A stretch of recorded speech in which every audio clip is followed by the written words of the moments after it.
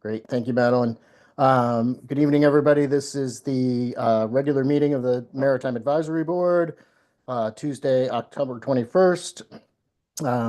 We are live and welcome. Going to go through and just introduce everybody who's here, starting with the way it looks on my screen. So we have Peter Chogden, member of the board, Ross Arnett, Alderman Ward 8, Beth Bellis, Harbor Master, Tom Weaver, member of the board, Jake Iverson from Watermark, a regular visitor to our meetings, Frida Wildy, member of the board, Madeline from the City of Annapolis TV, Rick Nelson, member of the board, and our recorder, Kim Consoli. Did I miss anybody? Great. First order of business per the agenda for tonight is approval of the minutes from September 16th.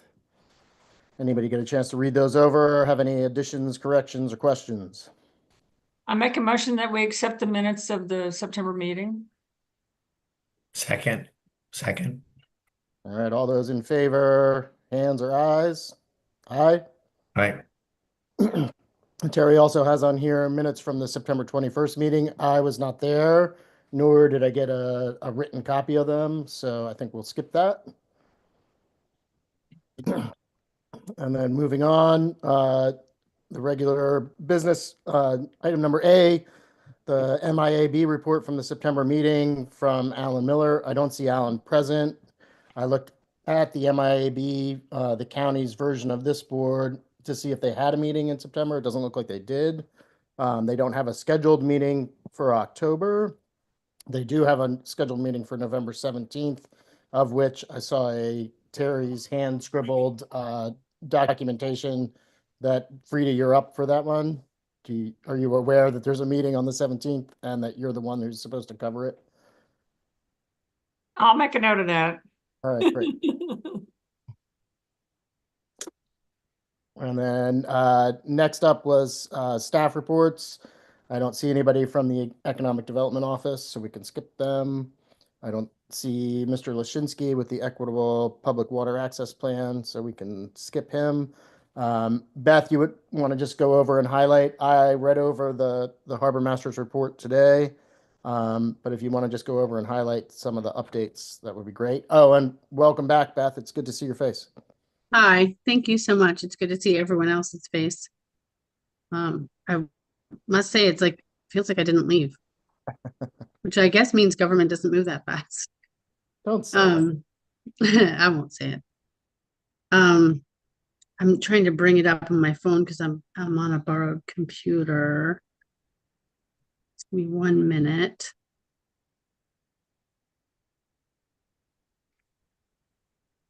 Hopefully everyone got a chance to look at the 50-page report from the task force. I thought it was remarkably good. I tried to sort of like boil that down and tell you, like, if you don't have time to read 50 pages, page 39 is addendum C, and it has like a good summary. If you're just looking to like get to the meat, like to the summary. And then on October 27th, the council is going to listen to, or I guess, have a resolution to accept the report as written. What happens next? I'm not exactly sure. Possibly Alderman Arnett could help us with that. You're muted. What I have a shelf of knowledge above my desk, which are endless numbers of reports, and I hope it doesn't get stuck there. Lots of really good things in there. I've talked with Frank Thorpe, and if he should be elected as my successor, he has also reviewed it and also is very pleased with what came out. And I will be an ankle biter, making sure that Frank doesn't forget that. Great. And then the next item you'll see is a city doc update, which I would sort of remind everyone that these kinds of projects, when they're so large, sometimes they change weekly, sometimes they change daily. And so I know that Jake will appreciate how difficult the next couple of years are going to be, especially for Watermark and some of our folks that are dependent on, sort of understanding exactly what's happening next. And so what I'm giving you on that report is from Matt Kelly, who's sort of, it seems like the operations manager underneath Burr, who's our public works director. And phase 1 is like in full swing for the last 2 days. It's not going to be comfortable. Change is hard for sure. But we'll keep this board, posted. Moving forward, I don't know that anything is like super interesting because a lot of it is like repetitive with just small updates. So I guess I would turn it over to questions at this point.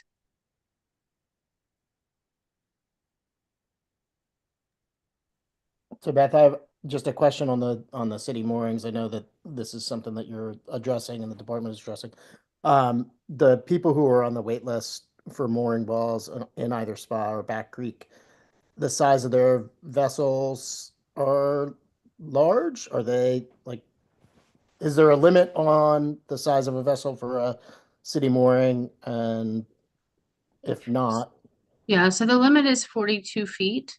Yep. And when they try to give their $50 to get on the wait list, we give them all that information and we tell them, "Look, please don't give us your $50. Like, to be honest, there are people that get on the wait list that don't have a boat yet. And to be fair, some of them are going to wait 3 or 5 years. And so I think that's fine. But we give them all of those rules and say, like, if you have a 50-foot boat, don't pay your $50. So they all have a 42-foot boat or smaller. And then, I And then mean, I don't know.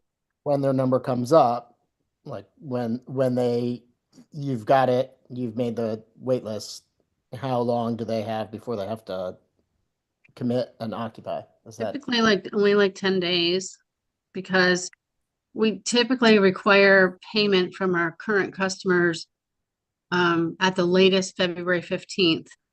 And so we have to run through that list quickly because what I don't want to do is offer someone a mooring on July 1st when they've already paid. Like, it's just not really fair.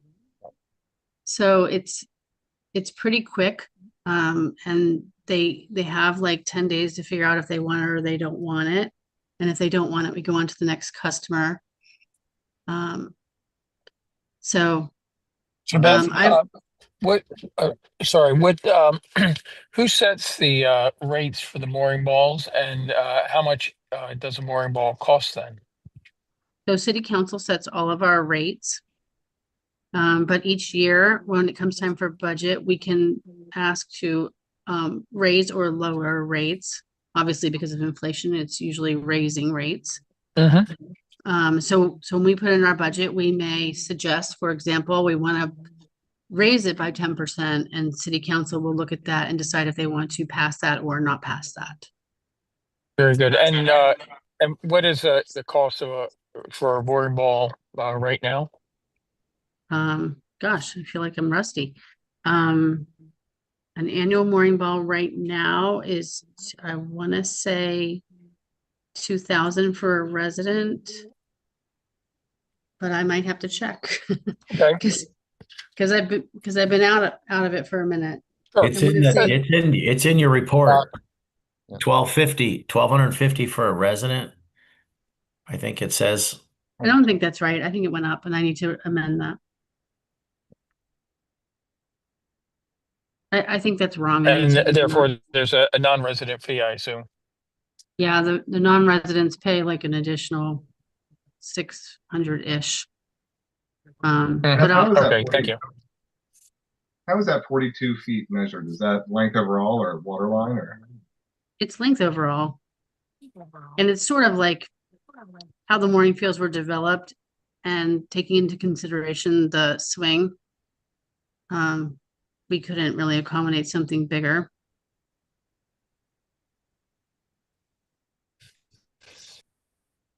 And just because I don't know much about it, at some point after they've paid their fee, do they then have to occupy it in order for it to be theirs, or?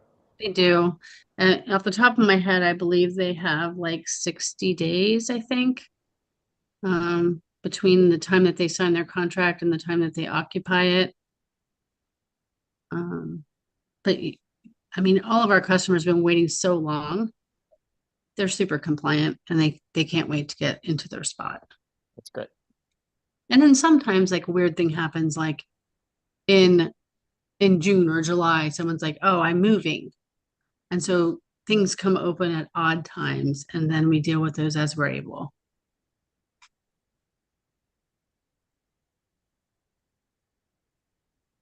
Anybody else have any questions for Beth?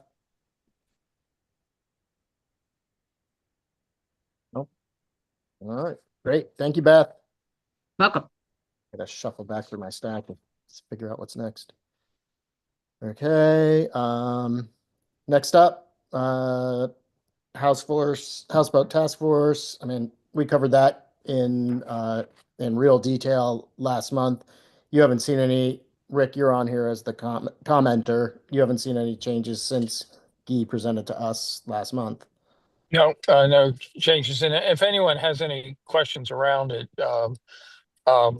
well, I can either answer what I know now, or we could talk to me at some other point, but happy to discuss. Go ahead, Ross. So I talked to Jackie Giles this morning. Guy was out of country for a month in Europe, and he got back a few days ago. He and Rod did some last minute tweaks for the report, and that amended version, which is not much change, will be attached to the resolution that will be heard by the council on Monday night. This probably may already be available on the city's website under council legislation or council agenda, but if not, it'll be ready fairly soon. I don't think there was anything substantive. It was just some tweaks that they wanted to do. Got it. Sounds good.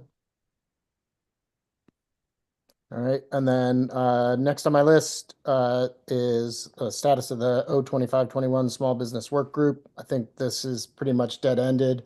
There wasn't a lot of discussion after last, I don't know, December, January. It was reasoned that there weren't going to be any kind of substantive discussions that would lead to any kind of legislation being drafted before the council deadlines. So it may get revisited with the new council and a new mayor, but it's pretty much on hold from my perspective. Anybody have any questions on that? All right, and then Beth, you're up again. Terry has another item here about Spa Creek and Back Creek channel anchoring and mooring issues. I'm gonna guess that some of it had to do with the safe harbor request and possibly shifting around some mooring balls from St. Mary's to other parts of Spa Creek. But if you have any comment on, Sure. So referencing my report, throughout Fall Boat Show, including setup and tear down, 200 boats were anchored and registered, which is really remarkable. 200 boats. When you think about how the square footage of Annapolis waterways, it's really remarkable. And that's not unusual. That's pretty par for the course. They were anchored and registered, and in general, the boats were in compliance with laws and regulations. Only 3 boats drug anchor, which is really much better. And I would note that our compliance has greatly improved because at this time, our patrol boat drivers carry around business cards with them with a QR code. And so they're able to stop by, give the captain this card, they can scan it in, they can register online. It's making it much easier for people to be in compliance, because in the past they had to actually report in person, which was kind of archaic. So we sort of updated the whole process, and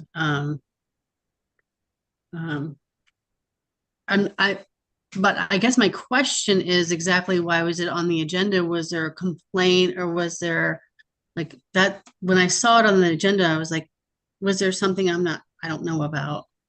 I think it was probably just, we've been having discussions about moving balls from St. Mary's and possibly relocating them to other places. And then B, there was a lot of discussion at the September meeting about Safe Harbor petitioning for an extension in their harbor line. So I think those two things were just maybe you can circle us back on that and make sure that we're in the right headspace. Or, and I guess on a side note, a little unrelated, but just noteworthy, we've always thought it would be really nice to have an ordinance that says you can't anchor from December 1st or December 15th until like March 15th. Because these are when we have a lot of problems. So we might revisit that with the new administration, that you can't anchor between those dates, because that's when we have all the calls for service to check on the welfare, the folks that don't have any electricity, they don't have any water. And we'd like to get them in on winter storage at, a reduced rate so that everyone's safe. So Beth, one of the things I heard just yesterday, and it was from the pile driver that's doing some work down at City Dock. He mentioned that Back Creek, I guess he was transiting Back Creek, and there were some boats anchoring right at the dog leg where that red is, where you either go into Davis's or Safe Harbor right up. There were a couple boats anchored right in the middle of the channel. I didn't see it myself, but that's what I heard. So I don't know if that's part of the issue as well, or he's gone. He's gone. Okay. He had some mental health issues. We brought the police there. He was only there for 48 hours, and we've got this honed in pretty good. So we were able to give him the help he needs and send him on his way. It's great. And then just to follow up, He because didn't go very far, unfortunately. No, he didn't go very far, and we do think he'll probably be back. I'm wondering if we could move him out of off to the side. He's in the way. I'm worried about running into him in the dark. But I think now he's out of city waters, so I don't know what I can do about it at this moment. I mean, there's just that second one that you moved, the one that Pete was there all winter. He got moved out of the transit from Back Creek to Tolly Point, essentially. They keep having a habit of sticking themselves right in the way. And that's the pilot boat, that's everybody else who's moving there at 4 o'clock in the morning has a habit of having to avoid them. Yeah, I mean, as you have time, Tom, I would love it if you would keep me updated, because we don't always keep apprised of boats that are outside of city waters. But I do have Coast Guard, and I do have colleagues with Natural Resources Police that may be able to help us. So it's just, I think there's two very popular transits, and that would be from Greenbury Point to Back Creek and Tolly Point to Back Creek. Just in terms of where people go when they're trying to get to and from. And both that other boat that was there for a while was right outside the last green marker and in the way, so to speak. And this guy's plonked himself a bit further down in the way. He does have a little light on. He has a light on. I saw that the other morning. But, he's not easy. This morning when I saw him. All right, well, keep me posted. We'll do what we can. I mean, I realize he's out of your jurisdiction, but he's in the middle of I still have colleagues that may be able to help us. He's in a bad spot.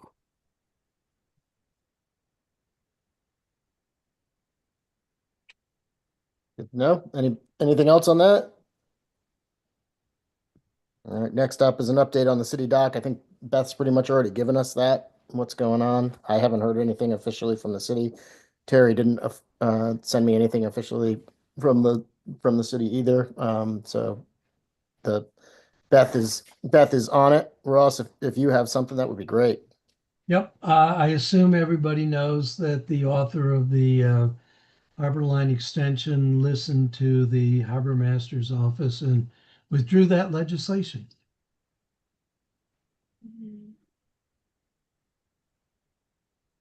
Great. All right. And then does anybody have any new business that they want to discuss? Go ahead, Frida. I was just wondering if anyone had a tentative attendance records for both boat shows. I went to both shows and I was really surprised at how even on the kind of the lay day thing, there were tons and tons of people. So I hope it was really successful. Peter, know anything? I haven't seen any official figures, but I'll tell you, we know that the attendance was record breaking for both shows. That's great because weather was not perfect the last 2 days of the sailboat show. That's right. But better than forecasted, and the people came. So a lot of happy exhibitors and a lot of happy visitors. So I think it was a big success. I think sailors like the wind and the rain. Yeah. We're tough. Get to show off their new Fallies. You gotta have some reason to buy those helis. Yep. All right. Well, so we've moved right through the agenda. I only have two bits. I'm not sure that anybody is aware that both the schooner Woodwind and the schooner Liberté have sold to new owners. So our two most successful sailing charter operations in headboat style anyway are under new ownership. So congratulations to Jen and Ken K, who found new owners for the Woodwind and the Woodwind 2, and Christian Jane TG over here in Eastport, who also found new ownership for the schooner Liberté. So that's it on my end. Mike, I think this is a record. I was going to say, who needs Terry when we have Mike? I know. Terry put together a very light agenda for me, so I appreciate that. But that said, at 7:23, if there's a motion to adjourn, Peter Trogdon, you Yes, first. yes. Sign me up. Tom Weaver, and then we're gonna vote. All those in favor? Aye. Aye. Bye. All right, everybody. It's been Enjoy your- good working with all of you over these years, and you Thank may you, see Rob, me around again. and welcome.